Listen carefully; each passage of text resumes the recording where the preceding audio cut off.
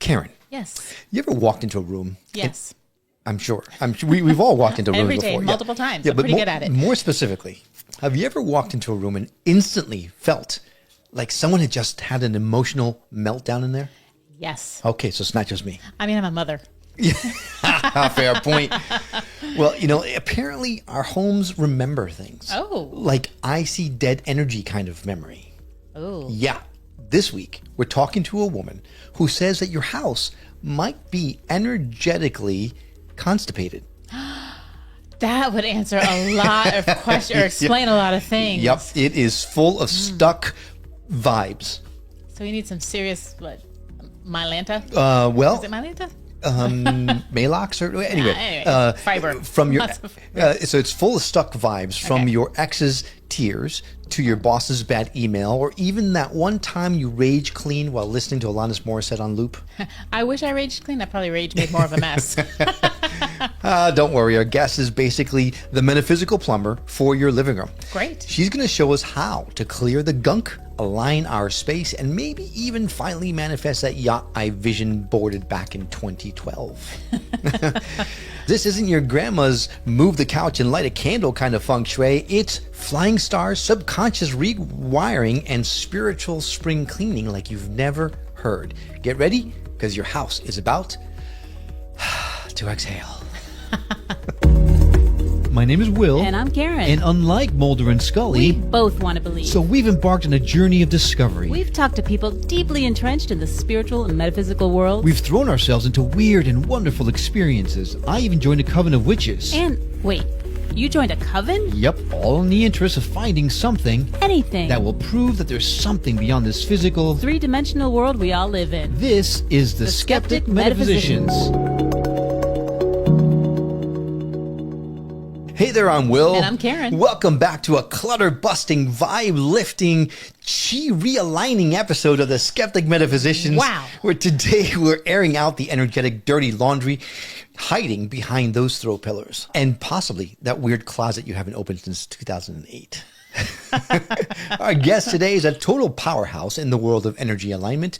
She's a classical feng shui master, an energy clearing guide, and the founder of Momentum Feng Shui, where she helps people around the globe shift the vibes in their homes and their lives.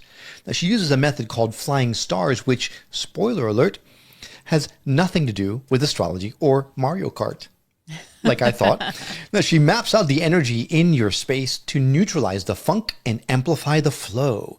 And with over 100 5-star reviews in a style that's more practical magic than patchouli mystic, she's here to reveal how your physical space is quietly influencing your relationships, your success, even your manifestation game. Get ready to reframe everything you thought you knew about feng shui. We are thrilled to welcome to the show Meena Jagpal-Pare. I hope I said that okay. You did. Thank you, Will. That was amazing. Wow, were we talking about me? Oh, I'm sorry. No, I meant the person that's coming up after you. I'm sorry. Yeah. No. We're thrilled. As I was doing research on you, the intro was inspired because you are wow material, right? You're not just any feng shui person. You are a holy crow kind of declutterer, right? So most people that are listening or watching the show, they probably have heard of feng shui or have some sort of idea what that actually is. But it's much more than just moving furniture and placing crystals around, right? Yes. You just from the starters, just basically we're digging right in. So I am one of the few feng shui masters that I know of that put so much emphasis on energy and feng shui. Feng shui is science. Feng shui, especially flying stars, it takes into consideration the birthplace of the home. Business is a dwelling, 4 walls and a ceiling, a dwelling. The year the roof went on, because that's actually when the energy is sealed, it takes into consideration the direction, just like in astrology, when were you born, where, and what time. Exactly that, the compass reading as to where the energy is entering from, at what degree, and quite a few other factors. That is feng shui. That is what I pay respect to. The lineage is all the way from China. Having said that, the Indian in me, I went back to Rishikesh, India, the birthplace of yoga and meditation, and got my energy clearing training. And Will, that's what you were just emphasizing, is the energy in our spaces. It all goes hand in hand. Let's remove that previous stuck energy from the wall, ceiling, and that grandma suitcase in the attic, and then place the feng shui tools. Right. Wow, I have so many questions. Good, because we're here to ask questions. Wow, and like you talk about people that rent, serial renters, and they're I guess getting everyone's past energy, or is it the energy that you bring into your home, or is it the energy that the building already has? Because most people buy homes that have already been there for a while. Yes, especially nowadays where we're moving every few years, not just there was a question on a game show I was watching the other day. It said how many people, how often do people move in their lifetime? And some said 3, some said 4, but now apparently in their lifetime it's 8 times. And so I was quite surprised to hear that, because that means that X number of previous occupants, their energy, their sadness, sickness, illness, relationship breakdowns, financial hardship, it's all, like Will said in the beginning, it's all in the walls, ceiling, paint, carpet, belongings. And it just continues to multiply. We have to make a conscious effort to actually clear it. But until we do, Karen, that energy is stuck in our space. Right. I totally, I'm like cutting you off. No, Taking over. I'm loving this. I'd love to see you more involved. Well, so we moved a little, not just about 2 years, a little over 2 years. I was going to ask, is that people move 8 times a year, or In or their is it just us? lifetime. Oh, No, In their I've lifetime. moved more than that. I've moved like 16 times. wow. It's crazy. You are a jumbled mess of I am energy a then, jumbled huh? mess. But so we moved into this house, and it's a great neighborhood. It's a beautiful house. I mean, it's probably the nicest place we've lived. But I'm just like, I don't know, man. I just feel weird here. Like I don't, Yeah. I mean, I'm like, it's Yeah. the house. I can't get myself to love this house. We can't relax in it. Yeah. It doesn't feel like you can relax. Yeah, really and relax. there's the room that you like, the relaxing room where you watch TV and this, but we actually call it the life suck room because it kind of sucks your life out instead of being like, it's our relaxation place. Like, it's a life suck room. Right. So we don't have a really good attitude about our house, but I think it's because of the vibes or something, because we should love it. It's a really nice house. It could be a few things, Karen. One of the things I will start off with is, it's even on my questionnaire, the digital questionnaire we send out to the clients, 4 pages long, very easy to complete, but there's a reason for it. I need to know the history of the home along with what happened in their life. Last year, last 2 years, what is the stuck point? Basically just something similar to what you just shared. But one of the questions, or one of the areas on the questionnaire is, do you know the history of the home? Sometimes we do. Sometimes when people go in to view a home, the previous homeowners are still there, and you can see somebody's sick. There's a bed in the corner, or they're selling the home because the relationship breakdown or financial issues, where they're just every month they're just decreasing the amount of the sale and so on. So you can kind of figure out. And sometimes we don't know, but that energy, that sadness energy, doesn't matter for whichever reason, is in the space. Secondly, when you say that you're not feeling at home, when I do virtual consultation, there's actually one recent a testimonial from one of my clients. I think he's in the New York area. And he said, Mina knew our home more than we did. And that's because I need the clients to go around with the camera and pick up on what it could be. It could be as simple as the art in that room. It could be as simple as the placement of your sofa, which way are you having your back? Maybe it's against a large window or sliding door where the energy is depleting. There are so many factors. But is it not fixable? I always say in classical feng shui, there is a remedy for almost everything. Almost everything. Almost everything. Almost. We can't guarantee 100%, but according to my clients' experiences that they share with me, we're able to tackle most of the things. Okay. Mina, how is it possible that a space, the energy in a space, can actually impact your life so severely? How is that even possible? Yeah. Yesterday, I went to a spiritual show here, and over 5,000 people. And even though it was spiritual, you know what? I was sitting there observing, and from so many different angles, for the most part, they were talking about energy. And nowadays, since the world reopened, it goes back to energy. And I always say in my talks, any opportunity I get is energy is not seen, it's felt. It's felt. It's what is supporting us. It's our energy. How are we waking up in the morning? It's the energy of the space. It's the energy of our desires and dreams. I teach Feng Shui vision board courses. What do they equate to manifestation? What is the backbone of manifestation? Our own energy. So the place we live in might actually prevent us from being abundant.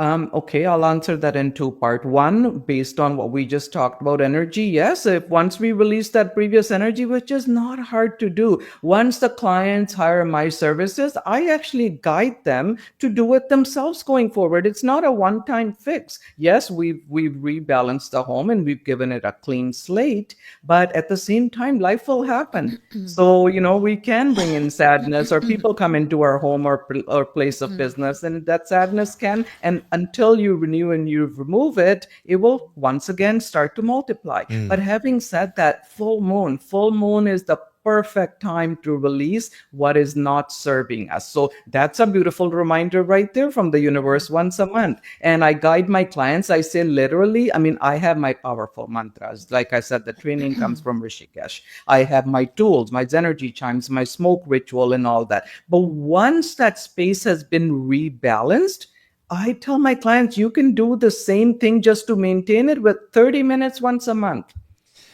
You don't need to bring me back again. So, okay. When people think of feng shui, they think about placing their furniture in opportune spaces or in a facing direction. You got to have a water fountain in this corner, and you have to have wind and then whatever, right? All that kind of stuff.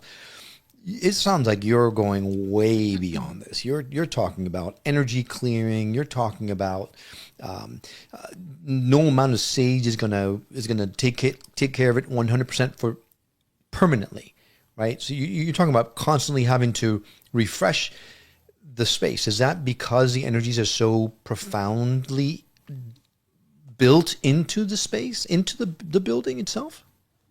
Well, yes, once we rebalance it, I always, when I return the home to the clients after the ritual, which takes me about an hour to do, in person or virtual, I always tell them that life will happen. It's not that hard to maintain, but yes, do you have to maintain it? Definitely. And what you just shared a few minutes ago, Will, about having a water fountain here or things, water and mirrors. Water fountains, especially in mirrors, are two things that are big in feng shui. They can either work for you or against you. So we have generic things. We have simplified versions now where there's many offshoots of feng shui, or I will say it's just been simplified. It was brought into the Western world in the 80s and it's been simplified, just like meditation, yoga, Ayurveda, Reiki. They've all been brought in and simplified. But with that, we get simplified results in any. And this is why my training comes from spending time in China.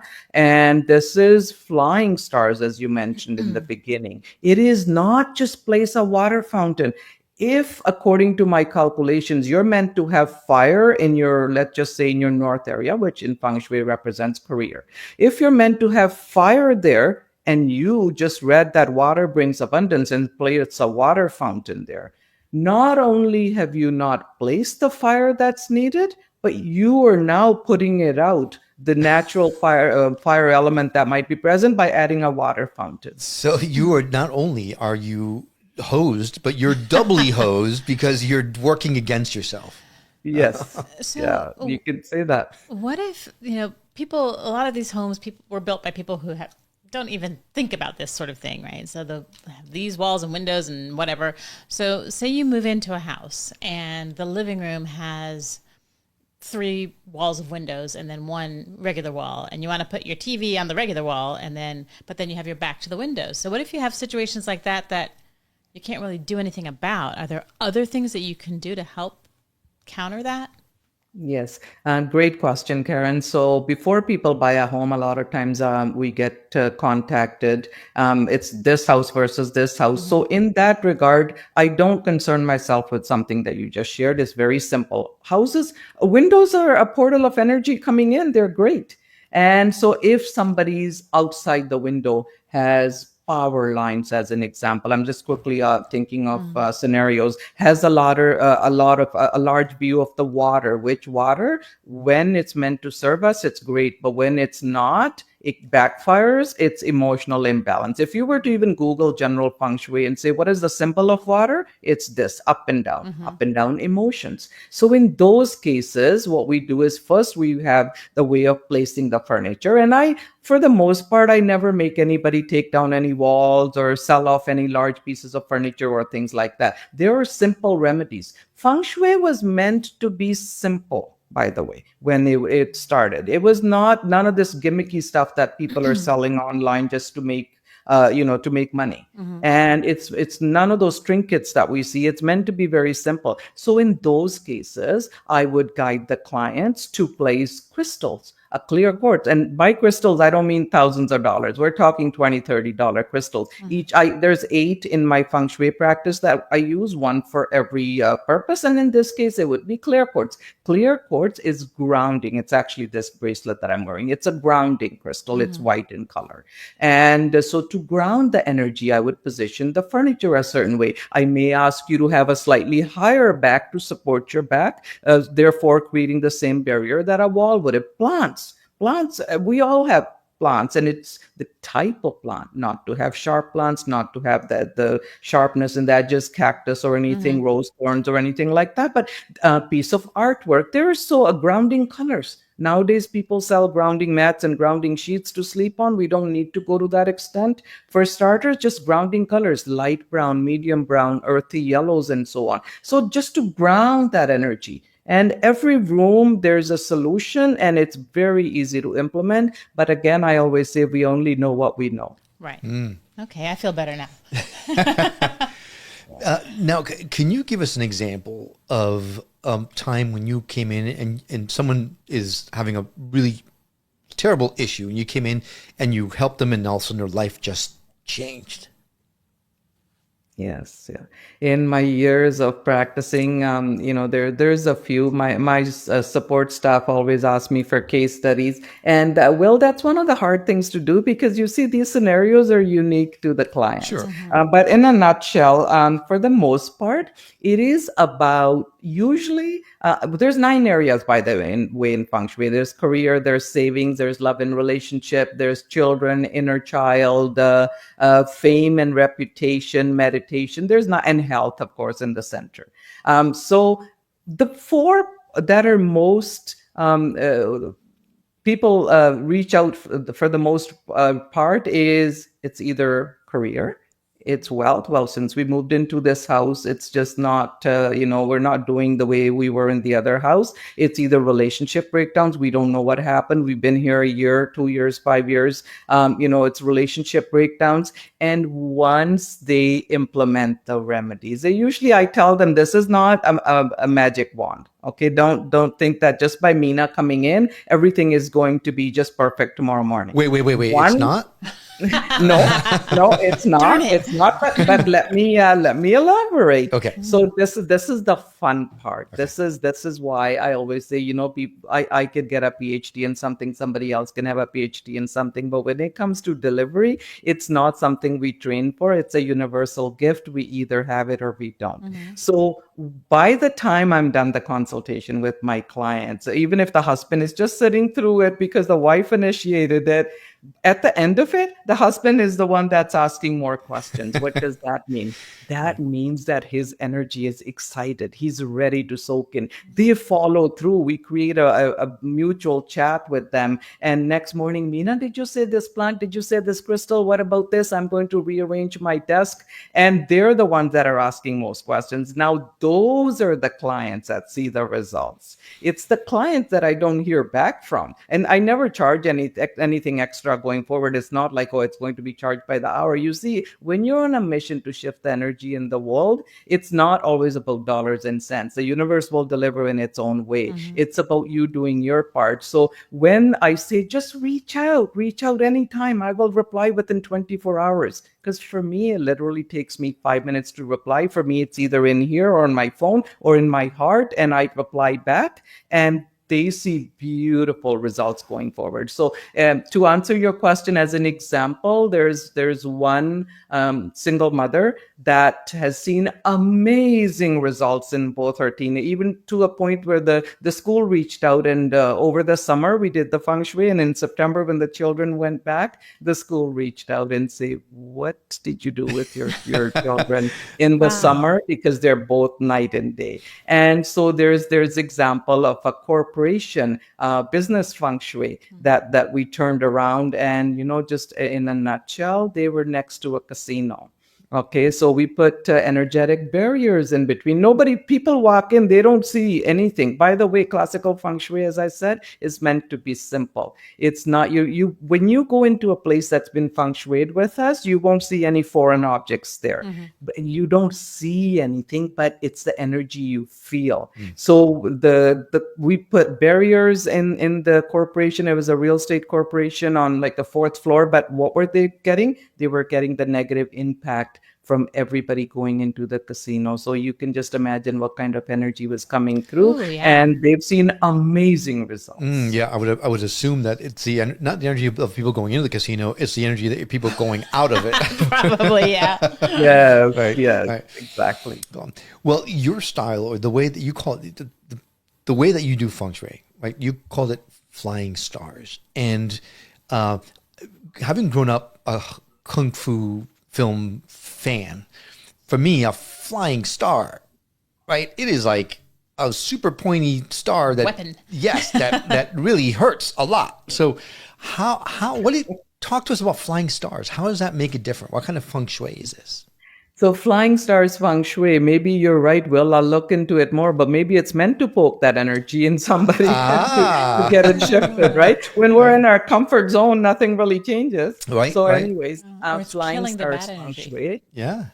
Flying Stars Feng Shui takes into consideration, unlike the Western Feng Shui, which is east is this, west is this, or the back left-hand corner is in, the back right-hand corner is this. That's like reading in a newspaper where if you're a Gemini or you're a Libra, this is the kind of month you're going to have. It's not generic. Everybody has their own chart. And so it's like that. We take into consideration the year the building was built, the square footage, but most importantly, where is the energy entering from? Sitting in my office just a couple of weeks ago, I was in South Africa, of course, never went there, but I have a feng shui compass where I consulted with them, and I knew exactly where their energy was entering from. Is it 251.7, 314.9? Where is it entering from? And by the way, if it's a corporation where the front door is in a corridor or an office building in a tower, if it's a house, a condo, or an apartment, if it's a corner home, if it's a house with the view lot where there's a lot more exposure to water in the back versus the front, the energy is never entering from that front door. It's always where the large windows are. So I take my calculations accordingly. And based on that study, that is Flying Stars. Then the study happens in my office. And when we're meant to deliver, whether it's in person or virtual, I always tell my clients, I show them the worksheet. It's a lot of numbers behind the scenes, but I tell them, look at the delivery. It's a simple floor plan, easy marked for you, color coded, easy to follow. And I always tell them, I must share this with you guys, is that don't let this overwhelm you. By the time we're done, we're going to have so much fun. And they instantly lighten up. I'm not here to overwhelm anybody, but behind the scenes, I show them the Flying Stars worksheet. Wow. So what's the weirdest blockage that you've seen? Like the thing that's the least intuitive that once you cleared it, it made the whole world difference. Well, I don't know if I understand the question correctly, but are you asking like what did I observe in one of my energy clearing practices? Yeah. What's the weirdest type of blockage that you've seen? Okay. So this is actually when I was fairly new, the first think into the first year or two. It's a large home, and they knew there was an energy blockage. All of a sudden, it's a beautiful home. They built it from scratch on a new parcel of land, so there was no previous energy from even an old house that might have been on it. So it's all But their fault then, basically. it was no. The construction workers. No, it was clean, but then they felt that something's happened, somebody's done something, whatever. So I don't go in too much into that with them, even because that's not what I'm there for. The less I know, actually, the better it is, because I go in fully protected with my my energy protection bracelets and my mantras and chakras and aligned in the morning and so on. So anyhow, I set the clients and I say, okay, ground yourself, visualize 6 months from now. We always work in increments of 6 months. So right now we're working in March of 2026. I get them to sit and manifest, because now I'm creating empty pockets. And as I'm creating empty pockets by releasing that heavy energy, they're manifesting their desires, because that's not something I can do for them. And so I guide them. And so they were sitting and they were, following beautifully. And it was a summer day. It was a summer day around this time of the year, and a 3-level home. And I always enter from the front door. I protect myself, I ground myself, and then I enter. The first step is with Zenergy chimes to detach heavy energy. Second step is the smoke ritual to release it through open doors and windows. And the third and last step is to seal the positive energy that's left behind with blessed rose water. And so I'm entering and I'm going around with Zenergy chimes, and all of a sudden, the curtains are flowing because the windows were partially open, which we had to. But this windstorm came, and then the rainstorm came, and I had to push some of the plants that were close by the planters in front of the door, so that because the doors are slamming, the windows are, and they're sitting right above in an open foyer sort of a concept. They can see me. They're startled. And so I just motioned to them, because I didn't want to break my own ritual. I just motioned to them and I said, don't worry, just continue doing what you're doing. I did my own thing. Of course, my mantras had to be changed and everything. And when I go to the last step, everything is calm again. An hour later, it was a bigger home. And afterwards, I brought them down. We always close the ritual at the kitchen sink, and I brought them to the kitchen and I said, let's wash our hands with the salt. And they were speechless. They're like, what happened? I said, no need to go into what happened. This is why I do the energy clearing ritual at the end of the consultation. So we don't talk about any of what happened, why it happened. Yes, you witnessed it. I witnessed it. It's done. It's reset. I'm returning your home to you. I'm going to do a closing meditation when I get back in my office, and tomorrow's another day. But Will, to answer your question, that was just one of the things. Once I cleared in a parcel of land where there was houses torn down to clear because they were going to build like a townhouse complex, like 10 of them. So they cleared a whole bunch of homes, old homes. So you can just imagine how much energy was in those 10 homes. And the clearing, it took me 2 days to clear that parcel. Because there was years, like 100 years of, I don't know what kind of homes were on there, but all I know is what I had to clear. Wow. So you brought up townhouses, and that just made a question pop into my head. So if someone lives, say there's 4 townhouses put together, and something really bad happens to the person in like the second townhouse, would that energy affect the person in the 4th townhouse because it's the same building? Or no, because it's a different home?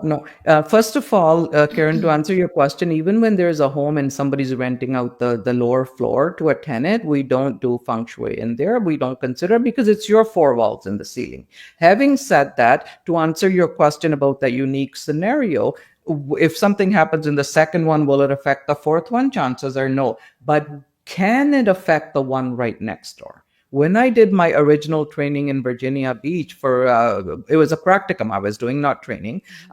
We did it in a strip mall where it was a corner unit and it was a yoga studio. And we're going around and doing the energy clearing. By the time we get to the wall that was joined with unit number 2, these energy chimes just wouldn't move. They weren't vibrating the same. And of course, I'm new to all this at the time. That's why I was doing the practicum. And so my instructor, I looked at her, she motioned, she said, continue on. So afterwards, we went to the owner who was sitting there observing all this as well, the owner of the yoga studio. And my instructor said to us, what's on the other side of the wall? And she said it's like a psychologist, psychiatrist office. And a lot of times when she's sitting at her reception desk, she hears screams and crying and so on. That energy had penetrated into that wall in the middle. So without going into it too much, can it affect the wall? A lot of times when I'm doing energy clearing, I mark down where am I feeling the energy? Is it on that sofa, on that cushion who sat there last month, last year? Because that energy is still there. A lot of times I ask the clients, what's happening in the house behind you or the one on the left or the right? And it's not always the case. But when I do, almost always they have an answer for it. This is going on there. The police has been over there, or something's been going on, or there's sadness or illness. Yes, that energy can penetrate. Wow. So this sounds like it's mostly like emotional energy, a lot of it. Is it possible that, what are your thoughts on entities? Some people say when you sage the house, when you first move in, to clear any negative entities or energies that are still left in a place. But what about good entities? Does this type of energy clearing make them go away? Well, if they're good energies, people probably aren't calling her for help because they're probably happy. Or good energies, I guess Will's question is, let's say there was both. Let's say they were both. Yes. Okay. So, because just like our guides and everything, there's one for each purpose in life and so on. So, Will, this is why in my 3-step ritual, the last part of the 3 steps is going around in all corners of the space and sealing it with the blessed rose water that I create with the full moon ritual. And that is to express gratitude for all the positive energy that's in the space, and please stay behind and multiply. Of course, I have my own mantras, and it's a lot more depth to that conversation I have with the positive entities. But that is the purpose. You're right, because we don't want all of it going away. Yeah. It's like you don't want to kill all the good bacteria. You just want to kill the bad bacteria, Yes, great example. Now, is there like a starter feng shui kit for like people who aren't sure they want to go full on and hire you, but can like test the waters with this? Yes. So even when I do a discovery call, I tell the clients, here, this was our 20 minutes, or it goes longer, it doesn't matter. I give them all this, the background of how I'm different in my experience and any other questions they might have. And at the end of that call, I always tell them, nobody's going to follow up with you. There's no pressure. It's not hard selling. There's no discounts offered if you sign up on the spot. My assistant's going to start a small chat, and she's going to introduce us, and we're going to leave it at that. When you're ready, submit your email address and we'll follow up with a questionnaire. But to directly answer your question, well, that was my intention it's more of a spiritual based practice. But to answer your question about is there something that they can try out, I always tell them, I say, go on to my website. There's a short video on there. See what I stand for. Read the testimonials. Go on the social media pages where you can see a lot more of me interacting in videos and so on. Go on my YouTube channel.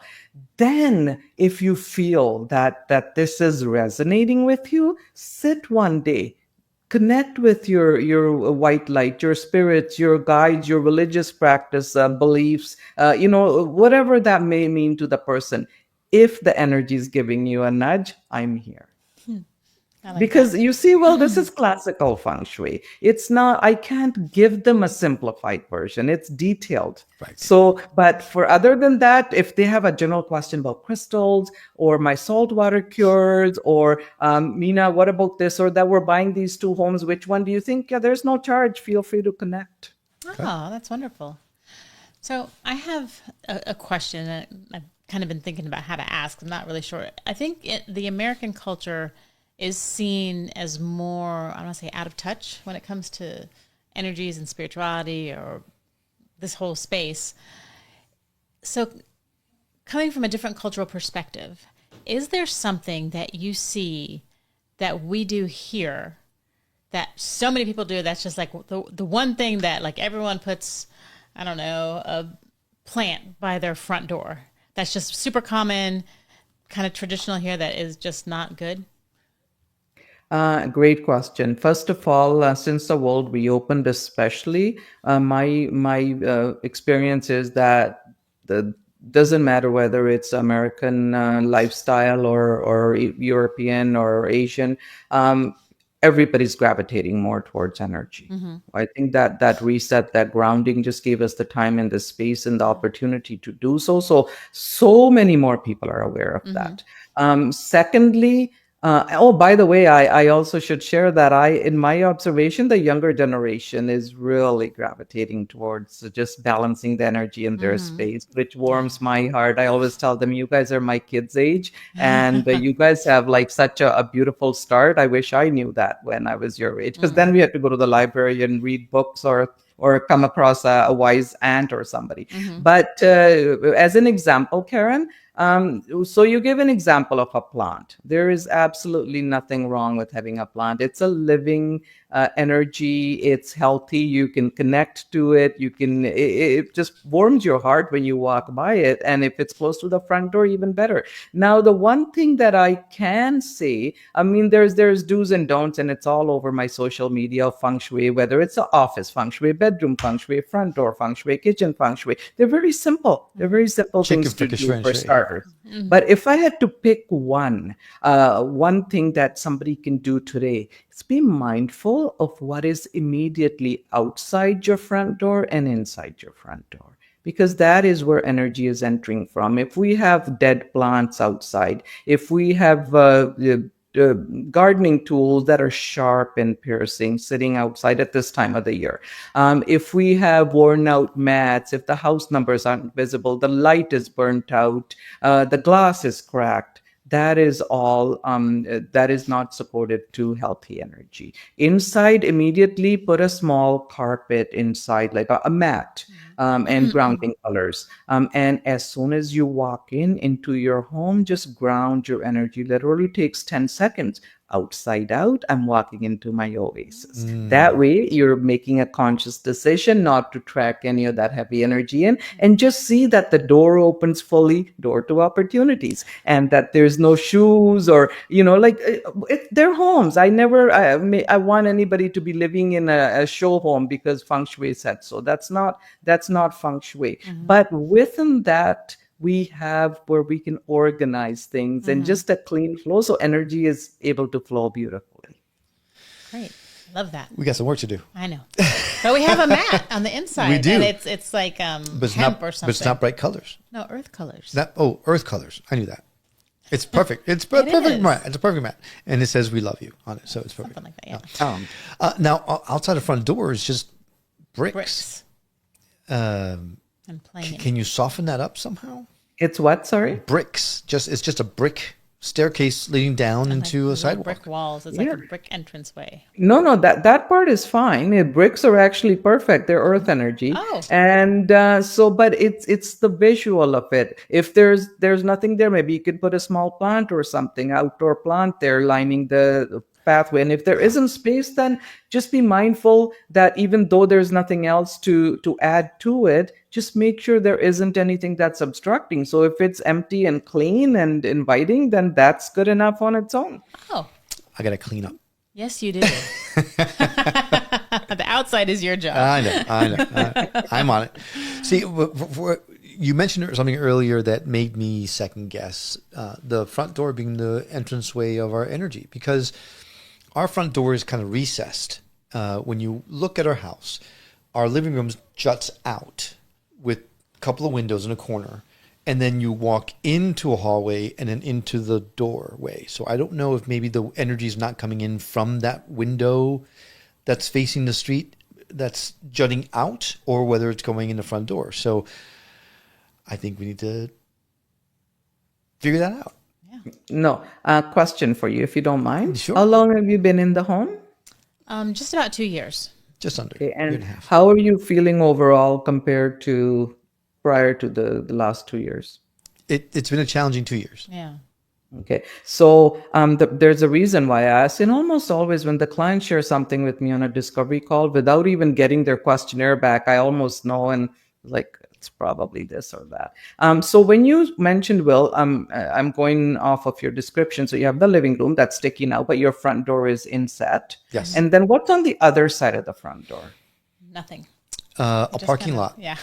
No. Oh, so it's No, so the parking lot's front behind door the is at house. the It's like- corner. Well, Yeah, So the the front front door door's is on at the the corner of the home. Yeah, there is a wall, but then the wall has a hole cut into it. But then on the other side of that wall is just a parking trees. lot. Yeah. Okay, so that the door is at the end of your home. Yeah. Okay. In Feng Shui, in Flying Stars Feng Shui, we call that a missing area. Oh. Okay. It could be in your wealth area. It could be in your career area. I don't know out of the 9, as I said, but it's a missing area. So here's the thing. I'm Indian and we have something very similar in India. But when there is a missing area, they just say, well, you either have to tear down the wall and add the wall, or just, basically sharing their observation, their findings with the client, but not really having a concrete solution in the Western world. We can't just put down walls wherever we feel like it, due to the maximized construction on the lot size and so on, or the city permits and so on. So in classical feng shui, it is such a simple remedy.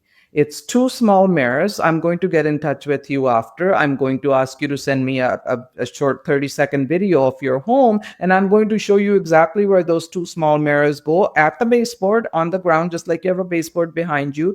And nobody's going to see them. The mirrors are going to go into the wall. You're going to see a white background, and they're energetically going to close that missing area. It's really as simple as that.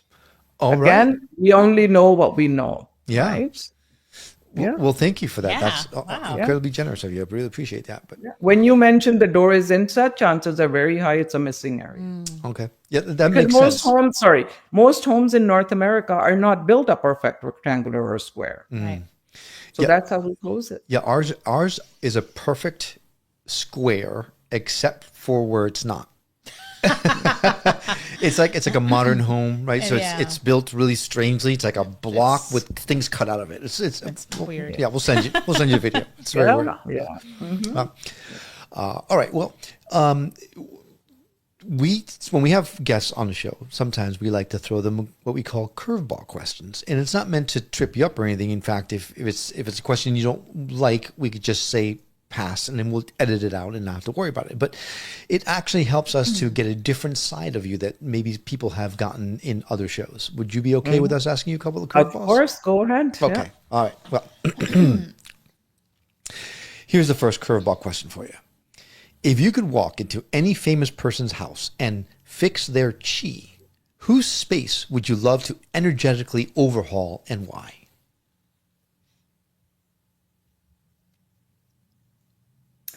This is a tough one, Will. And the reason is because a lot of the mentors, the spiritual mentors I have, they're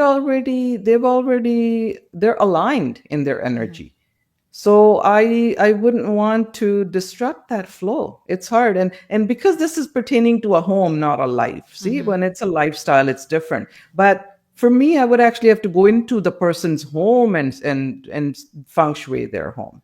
But if I was given an opportunity to pull a name out, it would be Oprah. But you know what? Oprah already follows feng shui. Right. I just want to go hang out at her house too. Yeah, She's definitely doing Oprah something has right. been the biggest fan of feng shui. Apparently, Oprah and MGM Studios, British Airways, Virgin Airlines, so many of the large outlets follow feng shui, and Oprah is one of them. Wow. I need to get you in touch with my boss. Yeah. Not because of her, but because of the company itself. Anyway. Yeah. Okay, so we won't judge on the next one, but what's one spot in your own home you still struggle to keep energetically aligned? We downsized 2 years ago, and it's half the size of the home that it used to be because we're empty nesters. And the one spot is my office, and I'll tell you why. It's not that it's not feng shui friendly. It's where I spend the most time. And when I'm on the road, I bring energies back with me. I put my clients on speaker phones. And I'll give you a really quick example. There's something as a saltwater cure in Feng Shui. It's a mason jar with salt, I Ching coins, and you place it in certain areas according to the calculations, and you leave it there for 12 months, and it crystallizes so much that depending on how much heavy energy it's pulling in. And when I place them in my home, there's 3 or 4. In my case, I place 4, knowing what I know in certain parts of like south or west or so on.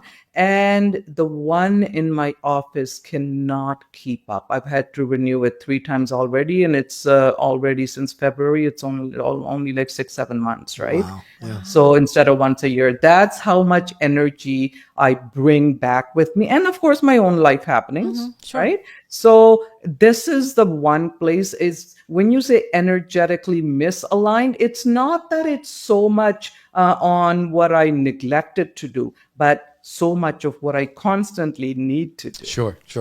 That makes sense. And you're talking about putting the different things around and put the salt here and all. So I can just imagine the very first feng shuier. Well, I got this chewing gum. Let's see if that does anything. No? Okay, how about this little penny? How about without? No, how about this? I can't even imagine how someone found this stuff out. But anyway. Jeez. Hey, don't underestimate the power of the chewing gum. Well, that's true.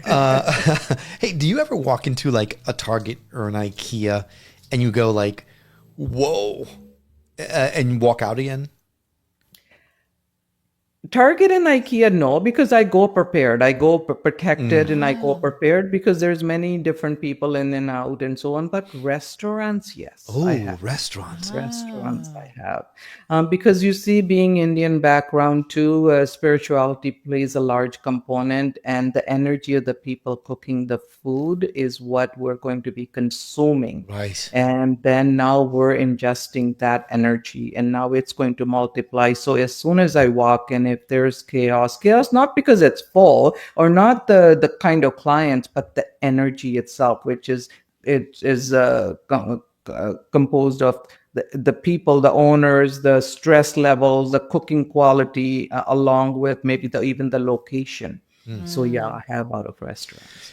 Is there any way for someone like me who's pretty thick to feel these energies? Because I don't want to consume stuff that's not good for me either. So is there like a telltale?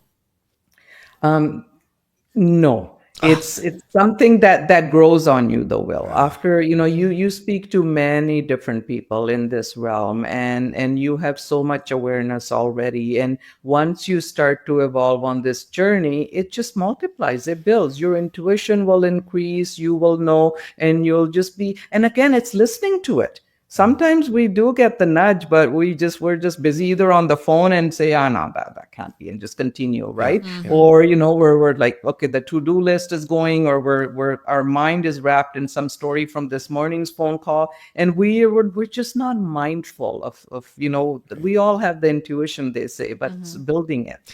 Yeah, you're right. I was just hoping there would be like a canary that could bring into the restaurant, something. But okay, that will come. Okay, final curveball question. In your opinion, what is more energetically disruptive? A cluttered garage or a toxic mother-in-law? Oh, jeez. Say that again. In my opinion, what is more energetically disruptive? Disruptive. Yep. A cluttered garage, and I'll tell you why.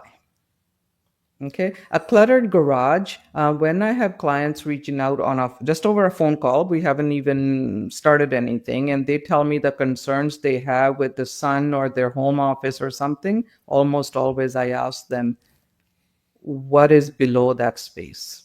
And almost always, it's a garage. Okay, what is in a garage? We take the vehicle, we take it out, and that vehicle tracks all the energy on the road, aggression, road rage, and whatever else, or places it's gone through, and we bring it. It's a metal box. We park it, and energy always rises upwards. Okay. Secondly, if a lot of times nowadays, people don't park their cars in the garage, and what does that mean? That means the garages are overflowing with things that shouldn't even be in there. Okay, things that are broken, things that we don't know what to do with, things that we meant to remove, things that we have no clue, and they're just piling up over the years. It's all in the garage. Now, the reason I chose that over the mother-in-law is very simple. that is something that's in your control. And as far as the disruptive mother-in-law, that's her destiny. You can smile, you cannot let have that's absorb that. You can wear a certain crystal that energy just doesn't even affect you. That's her destiny, not yours. Okay. See, I told you my mom was not bad. Have you seen her garage? Well, interesting. The life suck room is directly above our garage. What is this office? Our life suck room, the room that we said, like, it feels like we're. But I don't have I don't get road rage when I'm driving. I do. Well, yeah, but that's right. You drive my car too. No, it's not your aggression. I was referring to what's out on the road. What's on the road that your vehicle is bringing back? We live in a very What did it aggressive expect? It's like place. if you were in a lineup and somebody's yelling and screaming, it wasn't you yelling and screaming, but you still absorb that Yeah. energy. Right. So it's your vehicle, not you, right? So yeah. So, Yeah. like, we can't change, like, we can't put the garage on the other side of the house. Like, how do you deal with that? No, well, this is it. I mean, like I say, I don't make anybody knock down any walls or move out of their homes. The feng shui is meant to be simple. There's different things we can do. As a starter, you could put deflective mirrors, 4 of the small ones. They're just 2-inch mirrors. They're not great big convex mirrors. And you can put 4 of them in the garage facing down so that energy doesn't rise up. You can put a carpet under a major carpet to absorb that energy. Make sure the carpet is not blue or red or has sharp angles, but something that is grounding colors. There's many other simple things. Like I say, when you walk in, nobody should say, oh, you got feng shui done. What's this? What's that? No, but it's energy that is neutralized and here to serve you. So I've heard that putting a mirror facing the front door is a good thing. Is that correct? Sorry? So I've heard that putting a mirror that faces towards the door is a good thing because it reflects back the energy, the bad energy that's trying to come in. It's not a good thing at all. Oh, well, If you read up on, let's just say somebody did a post and said, what are the 8 things not to do in general feng shui, not even classical feng shui. Okay, I practice classical feng shui, flying stars, but even in general feng shui, That's probably number one, one of right? the big no-nos. That's one of the big no-nos because energy's entering, it gets deflected by the mirror and it bounces right back out again. That's one of the things of not to do. I knew that. Actually, it's interesting because I learned that when I was part of a group that was very chaotic. So that would make sense. But then wouldn't that also make the bad energy reflect out of the house? No, that is, we don't know good or bad. I mean, and we're not the ones that can just say, okay, 35% good and, X bad, right? Yeah. But our goal is to invite energy. And now how do we differentiate between good and bad is what is outside the door, what's inside the door, what is broken, what is not serving us, what is the quality of our own energy to maintain. That is what differentiates between the good and the bad. But the main focus is first to invite energy in. Now, the bad energy could be if you're at a T section, if you've got destructive neighbors, if there's broken things outside, next house to you is like a junkyard or something, then okay, we can put our finger on it. But generally speaking, the goal is to invite energy in. Okay. We got a lot of work to do. We have a lot of work to do.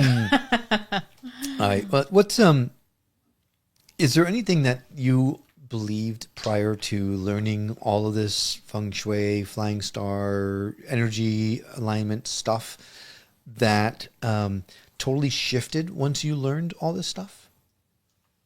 Sorry, say the question again. Is there any belief that you held or anything that you thought shift as soon as you learned all this stuff? What's anything that comes to mind that that just totally changed? If I had to pinpoint on one thing, no, because as I said, I am Indian background. We grew up around spirituality. Right. I had a feng shui book when my youngest was born, and he's now 28, a coffee table book. And I stumbled across it. It was just a natural extension. I being Indian, astrology, I wear this astrology ring. We grew up around numerology, all this. So I think it was just an extension. So, Will, it wasn't like a drastic, okay, I was here today living this life and all of a sudden it shifted, right? But it was a beautiful extension to it. And that coffee, I was a flight attendant. I was flying for 20 years. Life happened. That coffee table book stayed with me. And one day I lost my father years ago. And one day I woke up and I truly feel that my father is my guardian angel that said, okay, Meena, enough talking about this feng shui. You need to take it to the next level. And all of a sudden I started to look to see what is feng shui more than I knew from my own practice. And that is when I discovered there's classical feng shui and many different other types and so on. And again, the Indian in me maybe, or just the age where I'm at, I chose to not follow any modified versions and chose to incorporate classical feng shui. But to go back to your original question, Will, it was an extension. And the more I looked into it, there's nothing beyond that. But again, my practice isn't just only about feng shui. It's about energy. It's about manifesting. It's about just a holistic lifestyle. Right. So about that yacht that I put on that vision board, we're good? Yeah, we're good. But no, that's a beautiful start. You have a vision. That is a start. Yeah. Now what follows? How often are you visiting it? Are you living in the present? Where is that yacht hanging in your home? What are you seeing? Who else is enjoying that lifestyle with you? What are you putting back into the world? Manifestation, I teach feng shui vision board courses, and it is 1/8 of that course component is where to place the yacht. The other 7 parts are how and where and when. Right? Continuously staying connected to your vision. Why can't things be just simple? They're very simple. Oh, yeah, but we don't know 5 how minutes in the morning and 5 minutes at night. I mean, they're simple once you know, right? But if you don't know, it's like, gosh darn it, I got it in the wrong place. I don't have it in my bathtub. That's what we're here for. We're that's here why to we need evolve. her. Right. So, we're here to evolve. You're meant to learn and grow. So is there one myth that you've heard about feng shui that's everywhere that you just wish would just go away? Off the top of my head, it is don't fall into the trap of buying stuff just for the sake of it. If somebody says place a turtle here with a lot of coins, it's just coming to me right this second as an example. Yeah, that turtle with the coin that somebody's selling on Amazon and marketing it as a feng shui remedy, again as an example, is what does that mean to you? Your subconscious mind, every time you walk by, it's going to be like, oh my God, what an eyesore. But okay, fine. I hope it brings good energy. If you didn't grow up in a culture, if you don't have understanding for it, if you don't have respect for it, please don't. I'd rather that you didn't incorporate any of those things and just follow. Start where the universe is meant to guide you and take it very slow, one day at a time. But most importantly, only follow what really resonates with you.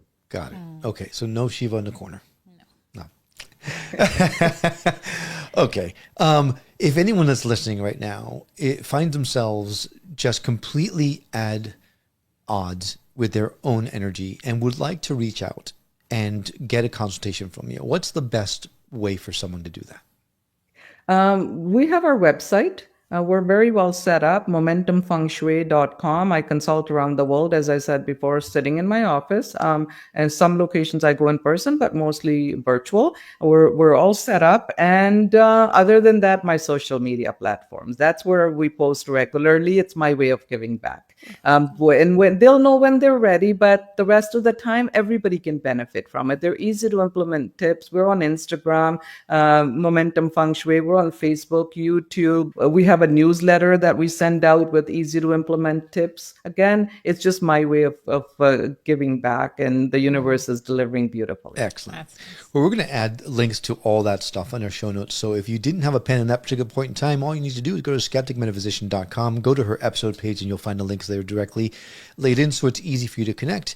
Meena, this has been a wonderful conversation. You've opened up my eyes to just how much of a mess we're in. We've got to figure out how to fix. I have also learned we don't have to get rid of all of our furniture. No, No, no, we just redecorate the whole house. we just have You know, to- we just there's have to- some- we need, we've got some work to do. well, yes, But it's not as overwhelming as I thought it was going to be before this conversation. So thank you for that, Nina. yeah. No, I want to add, though, this is what I say at the end of the consultation too. Please don't feel overwhelmed. Don't.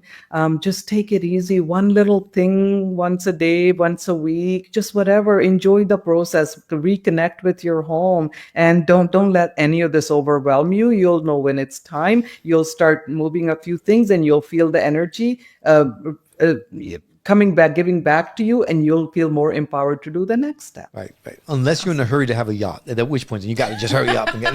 I just got to get started. Make sure I get an invite on that yacht. Absolutely. You betcha. You make it happen. It is yours along with mine. Remember what I said, Will? I'm the guide. I don't make it happen. You make it happen. It's also not Make a it magic happen. wand. So, all right, Mina, thank you so much for coming on and sharing your wisdom with us. We really appreciate it. And we look forward to being connected with you in the future, because we got to figure out where to put those little mirrors. So, Yeah. Thank you for the opportunity. You guys were such a joy to connect with. You made this so fun for me to spread my message, and this is what I love about the free flowing conversation. So thank you for being you. thank you. Thank you for being you. We appreciate you. All right, we'll see you again soon.